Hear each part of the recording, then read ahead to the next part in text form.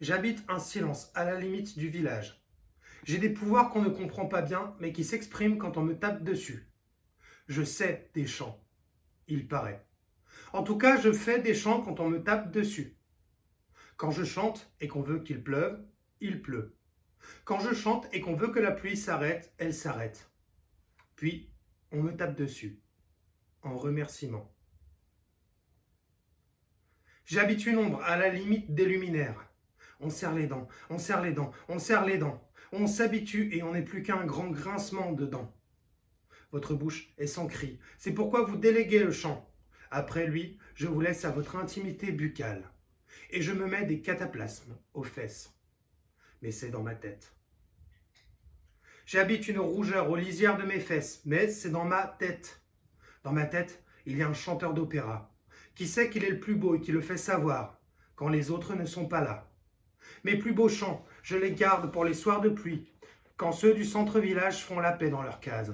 Se font la paix par devant, par derrière, sur des paillasses, dans des lianes, à même le sol encore boueux du dernier chant. Lâchent leur conscience tranquillisée dans des panaches d'odeur. Certains de m'avoir bien tapé dessus, de m'avoir bien fait chanter, de bonne foi certains d'être plus heureux que moi. Ils ne savent pas. Ils ne savent pas, mais là où je chante le mieux, c'est quand je chante pour les fourmis que je mange en cachette. J'en ai plein à la maison des fourmis. Les autres, ils dorment grassement et rêvent, sans se douter quand la perdance est à la lisière de ma maison, de mes fourmis, qu'ils accrochent leur conscience. C'est ma maison. C'est mes fourmis. Je leur dis, chante. Elles ne chantent pas.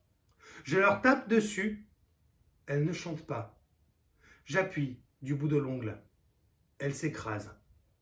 Ça fait une bouillie que je mange. Puis, je me lèche les doigts et je chante pour feu mes fourmis. Et j'habite alors un champ tout au milieu de ma case et de mes fourmis qui écoutent éternellement. Les autres s'éveillent, s'étonnent de trouver le village emporté par la boue, sortent leurs gros bâtons pour me taper dessus. Alors, pour leur faire plaisir, je veux bien faire semblant de chanter encore une fois.